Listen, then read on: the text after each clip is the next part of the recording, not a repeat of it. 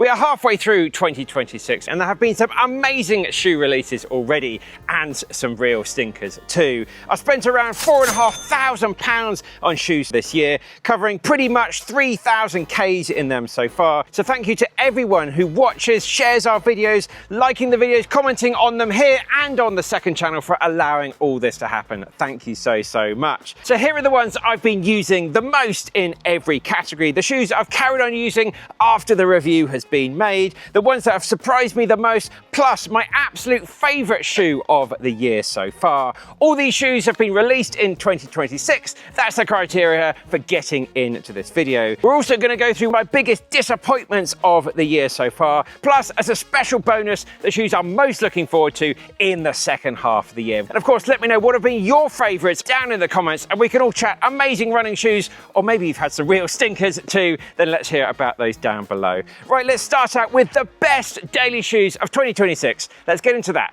now. Starting out with one of the world's most popular shoes, the Asics Novablast, and we're now at version 6. Always a safe and reliable bet. The 6 comes with the addition of an all-new trampoline pod at the front of the shoe, an updated upper, some new grip, making it now more versatile than ever. Price-wise, this shoe set me back €160 because we bought it here in France, but it's £140 in the UK. Stack at the back, 41.5mm, 8mm drop, and coming in just under that magic 300 grams at 298 grams for me and my size. What I really like about this shoe, the addition of that foot pod is working really well for me. It now has a lovely amount of bounciness and poppiness as well for a shoe in this style and price point. You can take it for a fast park run, do your session in it, get an easy jog done as well. Even long runs and recovery jogs, a true do-it-all shoe. I really like the new updated upper as well. It gives a really good solid lockdown and pretty breathable as we're testing this in the summer at the moment. And it's also a very smooth riding shoe as well. However you strike the ground, at the back, the middle or the front, but you do need to be striking the ground at the middle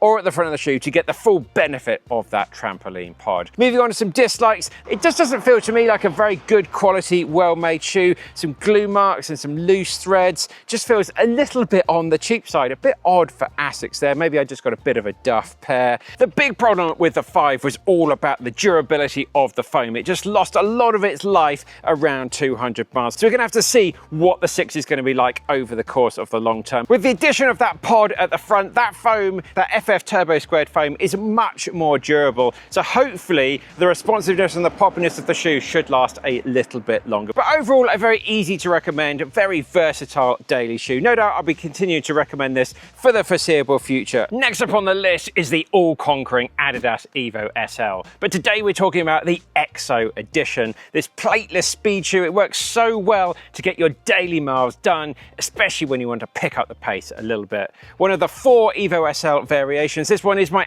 absolute favourite of the range due to that superior upper that feels a little bit more supportive and it just gives a little bit more of a stable ride. Price-wise, coming in at £130, 39mm stack at the back, 7mm drop overall. For me and my size, 283 grams, so basically nice and light. What I really like about the Evo SL EXO, as with all the Evo SL versions, it's lightweight, it's fast, and it's good fun as well. 3 really big ticks there. The upper, absolutely amazing. That exoskeleton provides so much more stability over the standard Evo SL. A pretty decent price point here as well, and a shoe you can definitely have a bit of a shop around with, and you should be able to pick up a decent discount now. And I think it looks absolutely fantastic as well. Let me know what you think of the Evo SL EXO down in the comments. In terms of some dislikes with this one, weirdly, they removed that final eyelet with the shoe, so if you want a heel lock lace, you can't do that with this one, and it's just a little less breathable than the standard Evo SL, but the fit and lockdown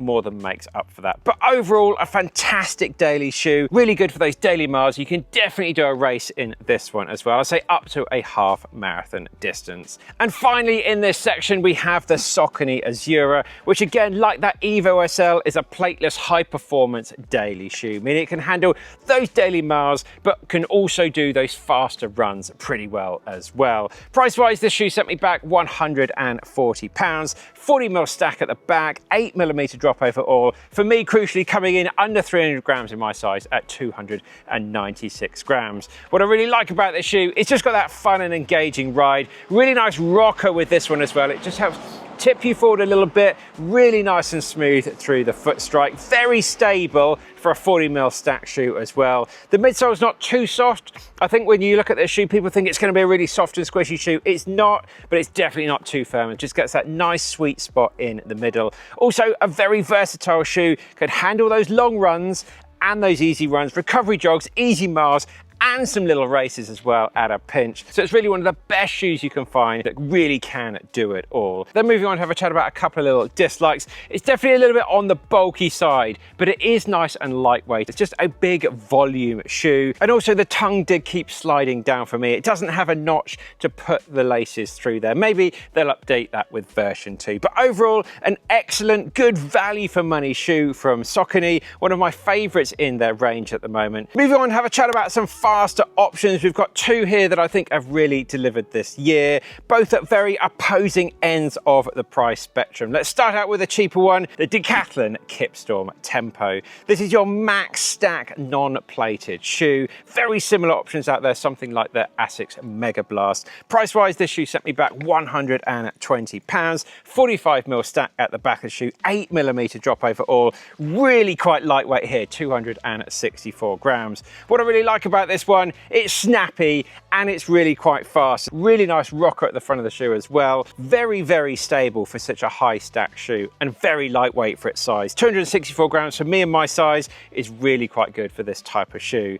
In terms of some dislikes, it's definitely on the firmer side, so it's not going to suit everybody. Some runners aren't going to like this, but it does soften up a little bit with time. I think after about 50k, those first 30 miles, this shoe will soften up, and it's for faster running only. Not the type of do-it-all daily shoe. You're going to want to pair this up with a standard daily shoe. But overall with this one, it's a shoe that really surprised me. It seems to be very popular with runners all around the world. I actually picked it up for £99, an absolute bargain here in 2026. The price does fluctuate a little bit, but I think the price did just return to £99, so see if you can bag it for that. It's an absolute steal. Right, let's move on to, unfortunately, an amazing shoe, but one of the most expensive shoes I've ever bought in my life at £300, the Saucony Elite version 3. The Saucony Elite 3, Saucony's elite flagship race day shoe, ideal for half marathons and full marathons. Version 1 was very firm and very aggressive as well. I skipped version 2, but version 3 has this very soft super foam in it that's really quite responsive. It has this ultra comfortable sock-like upper to it, and the combination of this very soft foam with super stiff carbon plate in there as well is giving me a ride unlike anything I've ever experienced before. Price-wise, unfortunately, this shoe is bonkersly expensive, coming in at £300. Stack out of the back 40mm, 8mm drop overall. Weight-wise, around about 250 grams. What I really like about the Elite version 3, I just love the upper on this shoe. It's so comfortable for a shoe that's this fast and this aggressive. Secondly, it's got an extremely bouncy and soft ride, a bit of a trampoline-like effect, but with a stiff carbon plate in it that really propels you forward with each stride. It's going to be good for elites, but also some mid-pack runners, given the long run comfort on offer, coming from that upper, but that super squishy, super soft, bouncy, responsive foam as well. And my fourth like, it's really quite fast. In the footage you can see on screen now, I'm doing some 1K reps at 307, 308s, 309s. It's definitely a shoe I'm going to be considering for my next marathon. But it's not all joy. There are some dislikes here.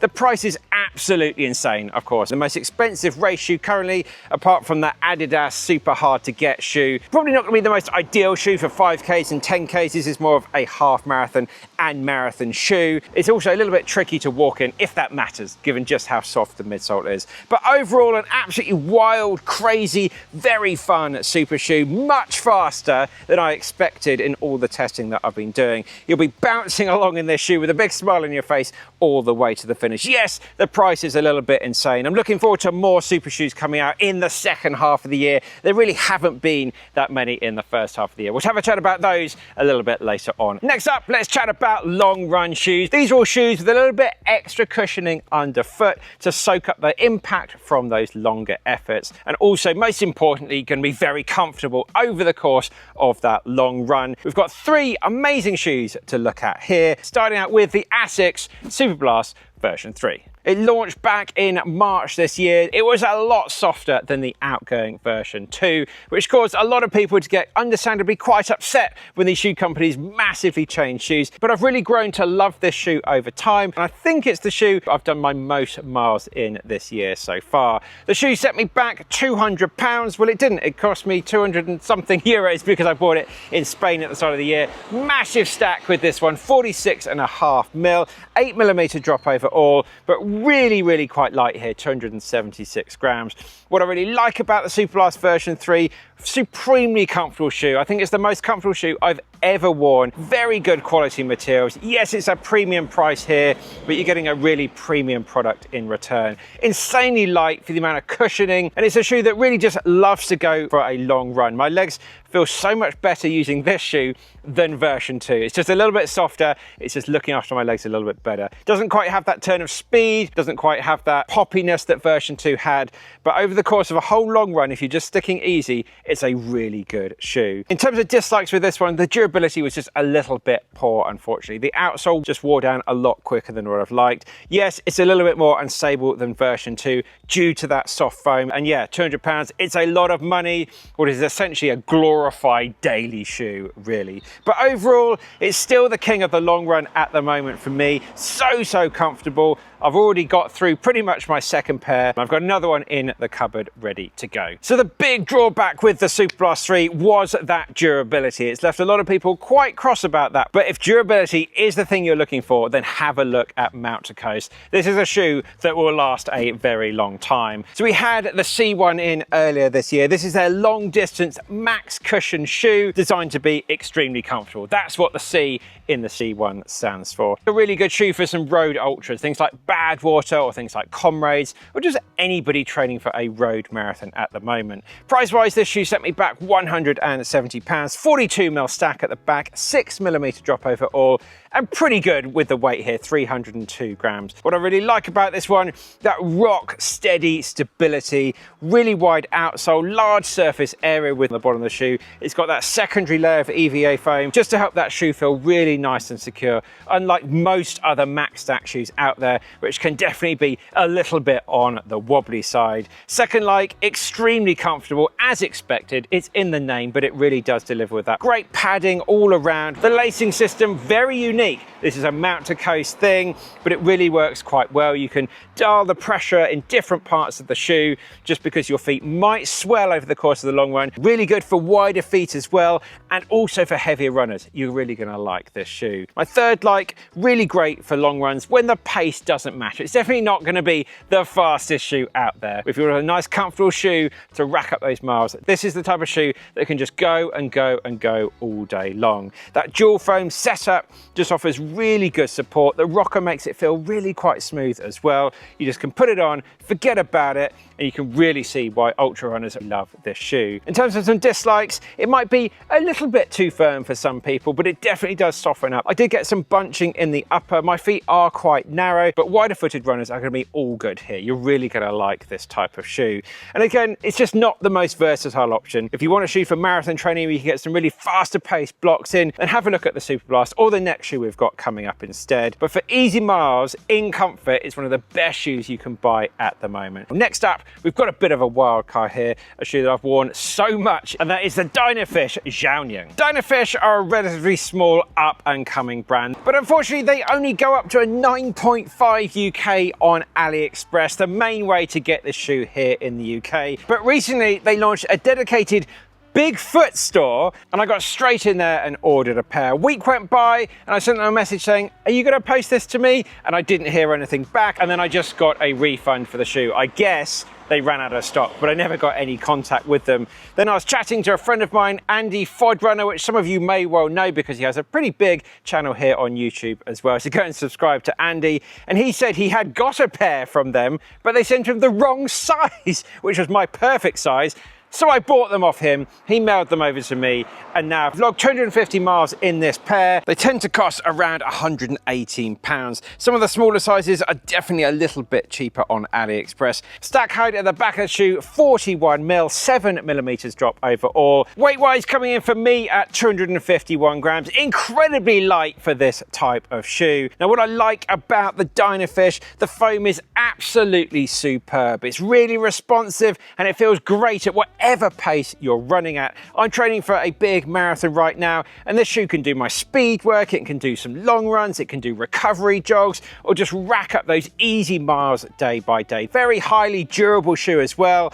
On 20Ks, 25K long runs, 30K long runs, the shoe feels exactly the same throughout the run. That foam just does not give up. It really doesn't feel like the shoe has deteriorated at all in the 250 miles I've put through this shoe so far. Very lightweight, lovely breathable upper, really comfortable as well. Lots of room in the toe box.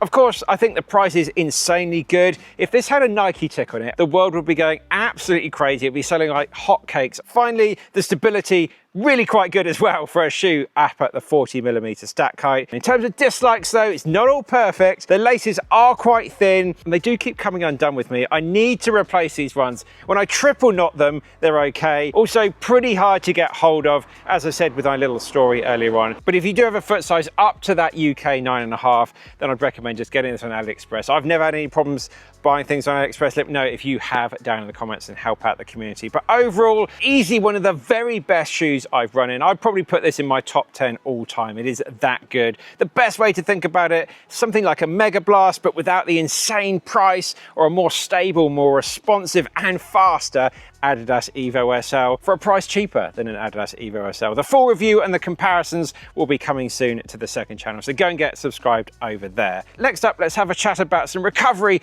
and jogging shoes for when you just want to go out there and chill. There haven't been many updates in this category this year, but there are two outstanding shoes that we should definitely have a chat about. The first one being the Mizuno Neo Vista version 3. This is your max stack plated shoe, really designed for those easy runs, long runs, tempos, but it's really good for when you just want to go out there and chill in a very big, soft, squishy, marshmallowy type shoe, which is why I'm including it in this jogging section. Price-wise, shoe sent me back £150, 44.5mm stack, 8mm drop overall, and weight-wise, not too bad for a shoe of this volume coming from me at 305 grams. What I really like about this shoe, it's bouncy and it's really good fun as well. Lots of max stack cushion to look after those legs on those longer runs, and most importantly, those recovery jogs. Really quite stable given the amount of stack height on offer here. The plate definitely helps with this. Also a really good option for any heavier runners out there. A very unique upper,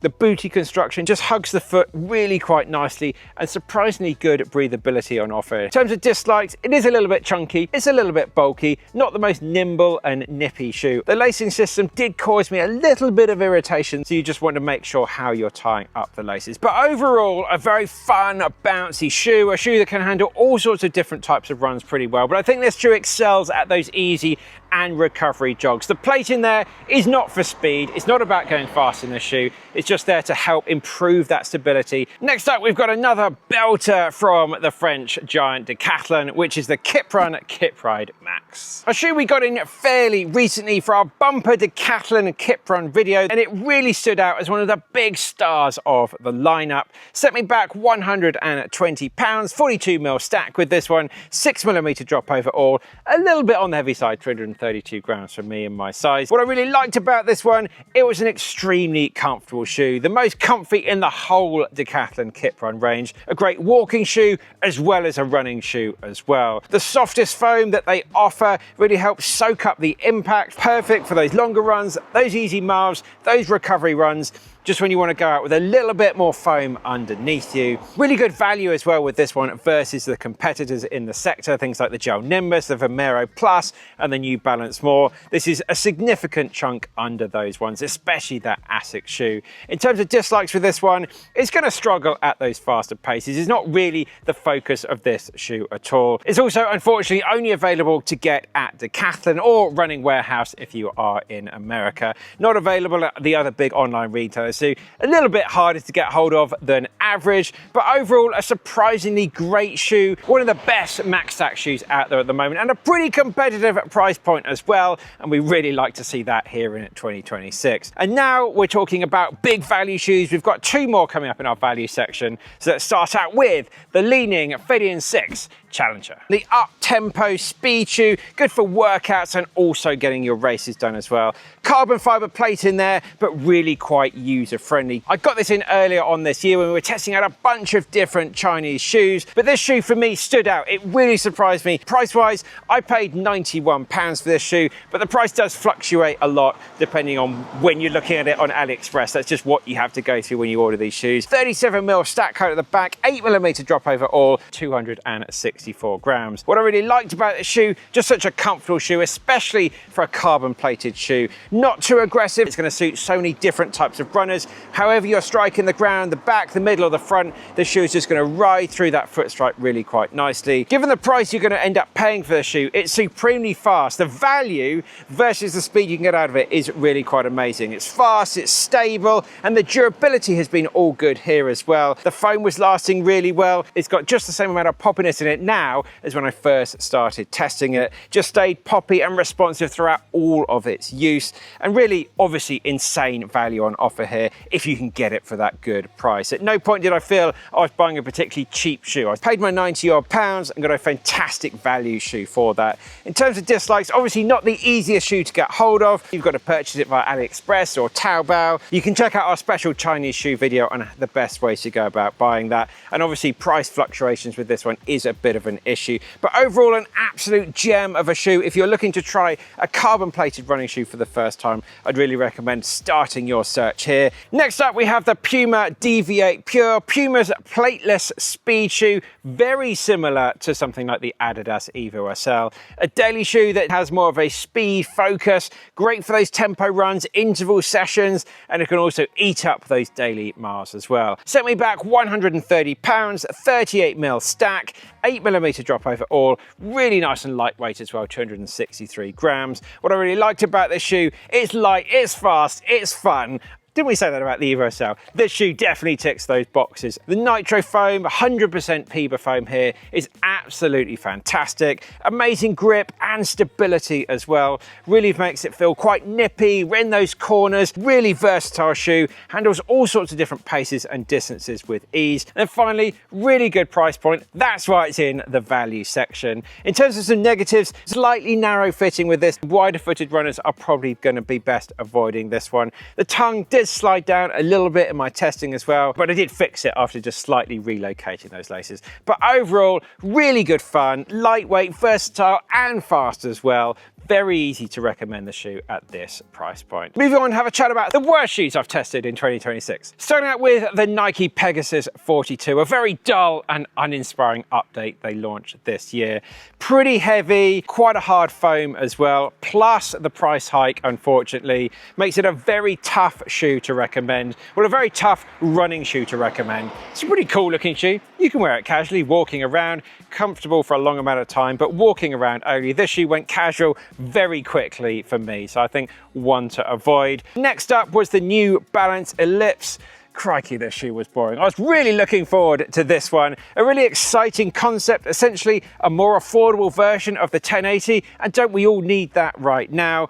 But a big marketing budget, big flashy launch, but in the end, the product for me just fell a little bit short. A shoe that definitely felt quite cheap. New Balance said it was cheap, but £130 isn't really that cheap. Too much strong competition at this price point. Essentially, everyone should really just go out and buy an Evo SL or that Puma Pure. Fantastic shoes. So anyone buying a New Balance Ellipse, I think, really are being a little bit shortchanged with that one. And then next up was the Hoka Skyward X version 2. Oh, this update was so boring for me. I absolutely love that purple colorway. That was amazing. But the whole update just left me feeling a little bit disappointed. After such an amazing version 1, I felt like it completely lost its magic, and now an insane price of £190. So yeah, that was another shoe to avoid. Right, I've just made a little list from doing a lot of research online about some shoes that are rumoured and some that definitely are and some that should be coming out in the second half of the year. Starting out with the Asics Metaspeed Sky and Edge update should be later on this year. The Hoka Clifton Pro, the Adidas Evo SL2, that might just well break the internet if that one gets launched. Nike Alphafly version 4, pretty sure that's going to come out for some of the autumn marathons. The New Balance SC Elite version 6, and maybe, well, I've heard it's been pretty good authority, the Asics Megablast version 2. That could break the internet as well. I'm really excited to get that one in later on this year because really, the Asics Megablast is one of the best shoes of all time. Now, talking about one of the best shoes of all time, let's have a chat about my best shoe of the year so far in the first half of 2026. So the shoe I've done the most miles in so far this year has been the Asics Superblast version 3. But I think it would be a little bit different if I had had that Dynafish in earlier on this year, because that's now the shoe that is rapidly catching that one up. It's one of the best shoes I've ever run in. It's absolutely amazing just how good that shoe is. It's not perfect by any means, but I really think that's the best shoe of 2026 so far. Really excited to see what will reign supreme at the end of the year. So get subscribed for that video if you haven't already. That will be dropping mid-December probably. Well, that's it, guys. Let me know your favorites of 2026 down in the comments. Please check out my website, benparks.com. That's how we can afford to borrow these shoes, test these shoes, and bring you these videos. So thank you so much. Feel free to use code YouTube10 to get 10% off your order. I'm off to get another run in that Dynafish. Keep working hard, keep what you've done. I'll see you very soon in the next one.